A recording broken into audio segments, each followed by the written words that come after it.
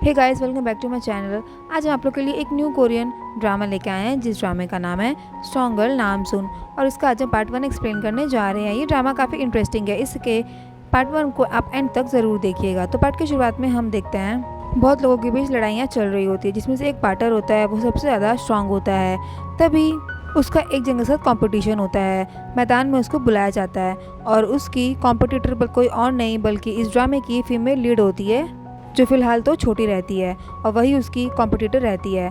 अब सभी उस लड़की को देख के हंस रहे होते हैं कि ये क्या जीतेगी पार्टर से। लेकिन जब उन दोनों का कंपटीशन शुरू होता है तो नाम सुन उसको उठा के फेंक देती है और मस्त उससे लड़ाई करती है। सभी ये चीज़ देख के शॉक रह जाते हैं कि ये छोटी सी लड़की पार्टर को कैसे हरा सकती है।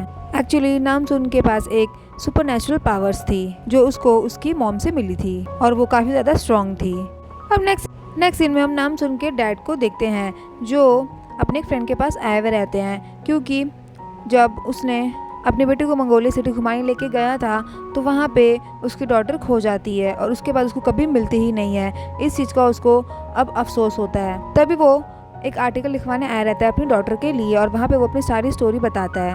अब उसके पास उसकी डॉटर ये सिर्फ एक मेमोरीज ही रह चुकी है और वो अपनी डॉटर को बहुत ज़्यादा मिस करता है और किसी भी हालत में उसको वापस ढूंढना चाहता है। इधर हम हवांग को देखते हैं, जो कि नामसुन की मॉम रहती है। वो भी अपनी बेटी को वापस पाने के लिए कुछ भी कर सकती थी और वो दिमाग लगाती है कि वो कैसे अपनी बेटी को ढूंढे। और वो एक रिच फैमिली से बिलोंग करती है, यहाँ तक कि उसकी मॉम के पास भी सुपरनेचुरल पावर रहती है। उधर उसका फ्रेंड नामसुन के डैड से पूछता है कि आपकी और मिसेस हुआंग की शादी कब और कैसे हुई, क्योंकि अभी तो उन दोनों के बीच का रिलेशन कुछ अच्छा नहीं था। तभी वो अपने पास की सारी स्टोरी बताता है कि उन दोनों की दोस्ती कैसे हुई। हुआंग एक रेस्टोरेंट चलाती थी और ये खुद एक बैंक में काम करता था, वहीं से इन लोगों की दोस्ती हुई और ये दोनों साथ में एक अच्छा टाइम स्पेंड करने लगे थे, साथ में घूमने जाते थे, मस्ती करते थे। अब एक दिन हुआंग ने उसे रिंग के साथ प्रपोज किया और उसे कहा कि तुम मेरे से शादी कर लो। यहाँ तक कि उसका सपना था कि वो एक फोटोग्राफर बने और वो उसे बड़े बड़े ख्वाब दिखाती है कि तुम्हारा जो भी ड्रीम था वो सब मैं पूरा करूँगी, तुम बस मुझसे शादी कर लो। अब इस चीज़ के लिए वो मान जाता है। अब इसके बाद वो उसको सीधा बेडरूम में मिलने बोलती है, जहाँ पे वो अपनी सुपरनेचुरल पावर्स उसे दिखाती है। वो रूम के बेड को उठा के एक जगह से कॉर्नर पे रख देती है, जहाँ पे वो बेचारा तो बहुत डर जाता है इसकी पावर से, लेकिन ये उसको अपने कंट्रोल में कर लेती है। अब इन दोनों की शादी होने के बाद इन लोगों को एक लड़का और एक लड़की होती है। तभी वहाँ पे कॉन्टेस्ट चल रहा होता है, जहाँ पे सबके सामने इन दोनों के ही दोनों बच्चे रहते हैं और जहाँ पे इन दोनों के बच्चों को कुछ भी सामान चूज करने के लिए रखा गया था। जब नामसुन की बारी आती है तो वो कोई भी सामान चूज नहीं करती है, उल्टा वो टेबल ही उठा के फेंक देती है, उसमें ऐसी पावर होती है। तब उसे पता चलता है कि उसकी मॉम की पावर भी उसकी बेटी में आ गई बचपन से ही। स्टोरी वो अपने फ्रेंड को बताता है, जहाँ पे वो बोलता है, उसे पूछता है कि तुम उसको मंगोलिया सिटी क्यों लेके गए थे। वो बताता है कि मैं अपनी बेटी को वहाँ पे घुमाने लेके गया था और मुझे पिक्चर्स का बहुत शौक था, तो हम लोग दोनों खूब सारा पिक्चर्स लिए थे, बट सडनली मैंने अपनी बेटी को वहाँ पे खो दिया और फिर उसने नामसुन को बहुत ढूंढा, लेकिन उसकी बेटी उसे मिली ही नहीं। नेक्स्ट सीन हमें नामसुन को ही दिखाया जाता है, जिसका बचपन होता है और वहाँ पे वो एक पेरेंट्स के साथ रहती थी जिनको नामसुन मिली थी। अब वो सीधे अपने मॉम डैड के पास जाती है और पूछती है कि मेरा नाम क्या है और मेरे अंदर इतनी सारी पावर्स कैसे है। तभी वो उसे बताते हैं कि जब तुम छोटी 6 साल की थी तब तुम हमें मिली थी। वो एक हॉर्स पे बैठी थी और रो रही थी क्योंकि वो अपने पापा को ढूंढ रही थी। तभी ये दोनों नामसुन को अपने ही घर पे ले आते हैं, क्योंकि वो तब अकेली थी और तब से ये दोनों नामसुन को अपनी ही बेटी समझने लगे और इसको बहुत सारा प्यार दिए। अब नेक्स्ट सीन में नामसुन टीवी देख रही होती है, जहाँ पे अचानक से उसके माइंड में एक फ्लैशबैक आता है, जो उसके पापा नामसुन नामसुन नाम से जोर से चिल्ला रहे होते हैं और उसके दिमाग में ये चीज़ हिट कर जाती है। अब वो सीधा अपने मॉम के पास जाती है और बोलती है कि मैं कोरिया से हूँ, मुझे सब कुछ याद आ चुका है, मेरा नाम नामसुन है, अब मुझे वापस कोरिया जाना होगा। बट वो अपनी मॉम को बोलती है कि वो अभी नहीं जाएगी, क्योंकि यहाँ पे वो अपने हॉर्स और सारे गोट्स की देखभाल किया करती थी। और ऐसे ही करके दिन बीत जाते हैं, नामसुन बड़ी हो जाती है, जहाँ पे उसके डैड उसे बोलते हैं कि अब तुम्हारा कोरिया जाने का टाइम आ चुका है और वहाँ पे तुम किसी अच्छे से लड़के को जो कोरिया को ढूंढ के शादी कर लेना। जहाँ पे वो अपने डैड को बोलती है कि हाँ, मुझे कोरिया का ही लड़का चाहिए। नेक्स्ट सीन में हम नामसुन के मॉम और डैड को दिखाते हैं, जिन लोगों ने कंपटीशन रखा हुआ होता है बहुत सारी लड़की लोग का कि किस में सबसे ज़्यादा नेचुरल पावर है, ताकि वो लोग अपनी बेटी को पहचान पाए। सभी लड़की लोग को बहुत ज़्यादा हेवी वेट कैरी किए करने के लिए दिया जाता है, जहाँ पे लास्ट में एक लड़की बचती है जो जीत जाती है। अब मिसिस हुआंग को ये लगता है कि वही उसकी बेटी है नामसुन, जो इतनी स्ट्रांग है। लेकिन वही नामसुन के डैड समझ जाते हैं कि वो उसकी बेटी नामसुन नहीं है। लेकिन उसकी मॉम तो उस लड़की में ही खो जाती है। उसके पास जाती है, उसका नाम पूछती है, तभी वो बोलती है कि उसका नाम हुआजा है, और फिर उसको अपने घर ले जाती है, जहाँ पे वो उसको लंच करवाती है और उससे बहुत सारा क्वेश्चंस पूछती है, जहाँ पे वो उसका ब्लड टाइप भी पूछती है। अब उसका ब्लड टाइप और उसकी मॉम का दोनों का सेम रहता है, जिससे उसको लगता है कि ये उसी की ही बेटी है, और उससे बहुत कुछ पूछते हैं कि बचपन में वो कहाँ थी। और वो वही बताती है जो सेम चीज़ नामसुन के साथ हुआ था। तभी उसकी मॉम को ऐसा लगता है कि ये उसी की ही बेटी है, और उसको अपनी बेटी की तरह ट्रीट करती है, और अपने हस्बैंड को और अपनी मदर इन लॉ को कॉल करती है, और डिनर पे उन लोगों को बुलाती है। उधर हम देखते हैं हुआजा को, जिसको एक लड़की उसको उसका रूम दिखाती है। अब वो रूम देख के तो पागल सी ही हो जाती है। इधर सब बैठ के डिनर कर रहे होते हैं, जहाँ पे वो लोग नामसुन के बारे में बात करते हैं। अब यहाँ पे वो दोनों हस्बैंड वाइफ नामसुन के लिए लड़ने लगते हैं, क्योंकि उसके डैड को लगता था कि वो नामसुन नहीं है, वो कोई और लड़की को अपनी बेटी समझ रही है। लेकिन यहाँ पे मिसिस हुआंग तो पागल हो जाती है और बोलती है कि वो नामसुन ही है, मेरी बेटी है।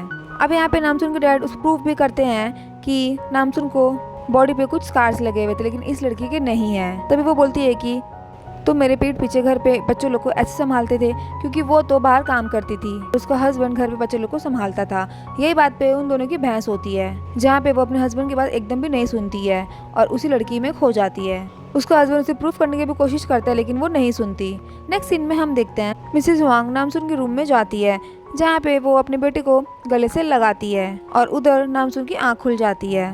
अब नामसुन का उस विलेज में आखिरी दिन ही होता है, क्योंकि वो नेक्स्ट डे कोरिया वापस जा रही होती है, और उसके मॉम डैड दोनों ही सैड रहते हैं। जब वो बाहर आती है तो वो देखती है कि उसका जो व्हाइट वाला हॉर्स है वो नीचे जमीन पे पड़ा हुआ है। तभी उसके पास उसके डैड आते हैं और उसे बताते हैं कि तुम कोरिया जा रही हो, और ये सिर्फ तुमसे मिलने तक का ही वेट कर रहा था, अब ये और जिंदा नहीं रहेगा। वो वहीं पे मर जाता है। जब ये चीज़ नामसुन को पता चलता है तो वो उसके लिए बहुत ज़्यादा रोती है, और जो उसके हॉर्स के गले में बंधा हुआ रहता है वो अपने हाथ में ले लेती है और जोर से उसे फेंक देती है। अब वो सीधा जाके एक लड़के के माथे पे लगता है, जो कि हमारे इस ड्रामे का मेल लीड होता है, जिसका नाम कीम होता है। अब वो तो उस चीज़ को देख के शॉक में रहता है कि ये किसने उसे हिट किया। नेक्स्ट सीन में हम नामसुन को देखते हैं, जो कि पैकिंग कर रही होती वापस कोरिया जाने की, और उसके मॉम डैड दोनों ही बहुत ज़्यादा सैड होते हैं, क्योंकि नामसुन उनको छोड़ के जा रही होती है। उधर हम नामसुन और उसकी बेटी को देखते हैं, जो कि अपनी बेटी को पार्लर लेके जाती है ताकि उसका लुक्स चेंज हो जाए, और उसको बहुत सारे कपड़े भी दिलवाती है, उसकी एकदम पर्सनैलिटी ही चेंज कर देती है। उधर हम देखते हैं कि मिसेस पार्क एक जन से लोन मांग रही होती है कि उसको लोन की ज़रूरत है, लेकिन वो बंदा उसको लोन नहीं दे रहा होता है। तभी इतनी देर में वहाँ पे मिसेस हुआंग आती है, और उसके बोलने पे वो रिक्वेस्ट करती है, तब जाके उसको लोन मिलता है। अब यहाँ पे मिसेस हुआंग को कुछ गड़बड़ लगती है, और वो सोचती है कि क्यों ना इन लोग का पीछा किया जाए। नेक्स्ट सीन में हम देखते हैं कि मिसेस पार्क गाड़ी लेके कुछ गुंडों को पैसे दे रही थी, और बदले में वो उन लोग से ड्रग्स ले रही थी। अब वहीं पे कीम भी रहता है, अपनी गाड़ी में आ रहा होता है, और वो दूर से इन लोग को देख लेता है और मिसेस पार्क का पीछा करता है। अब वो मिसेस पार्क को देखने के लिए अपनी गाड़ी उसकी गाड़ी के आगे लगा लेता है। वो जाके देखता है कि वो तो पूरे नशे की हालत में रहती है। अब इतनी देर में अचानक से वहाँ पे मिसेस हुआंग आ जाती है, जो बाइक पे होती है, और वो एकदम हवा में उड़ के उन लोगों को मस्त क्रॉस करती है। अब कीम तो ये चीज़ उसे देखता ही रह जाता है और सोचता है कि ये कौन है। अब हुआंग सीधा उन गुंडों के पीछे जाती है, जहाँ पे उन लोगों को मस्त वो सबक सिखाती है अपनी पावर से। अब वहीं पे थोड़ी देर बाद कीम पहुंच जाता है, जहाँ पे वो दूर से देखता है कि मिसेस हुआंग उन गुंडों की जो गाड़ी है उठा के पटक रही है। ये चीज़ देखने के बाद वो शॉक्ड में ही रहता है। नेक्स्ट सीन में हम देखते हैं कीम के टीम को, जो वो एक डिटेक्टिव होता है, और वहाँ पे उन लोगों को एक फ्लाइट के बारे में खबर आती है, जो उन्हें कुछ गड़बड़ लगती है।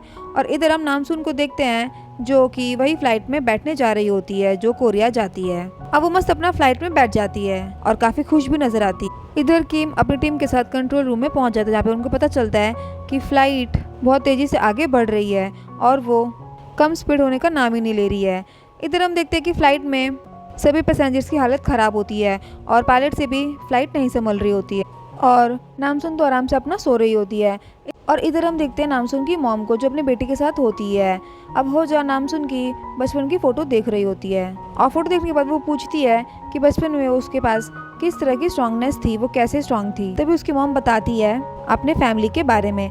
इधर हम देखते हैं कि जब नामसुन की आंख खुलती है, तभी वो फ्लाइट में से एक गेट तोड़ के सीधा बाहर छलांग मारती है और फ्लाइट को रोकने की कोशिश करती है अपनी पावर से।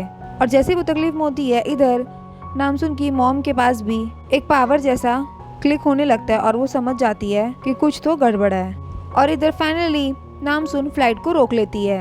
अब उसको कोई नोटिस करे या ना करे, लेकिन एक लड़का वहीं पे फ्लाइट के पास बस में होता है जो उसे बहुत अच्छी तरीके से नोटिस करता है कि इसने क्या किया है।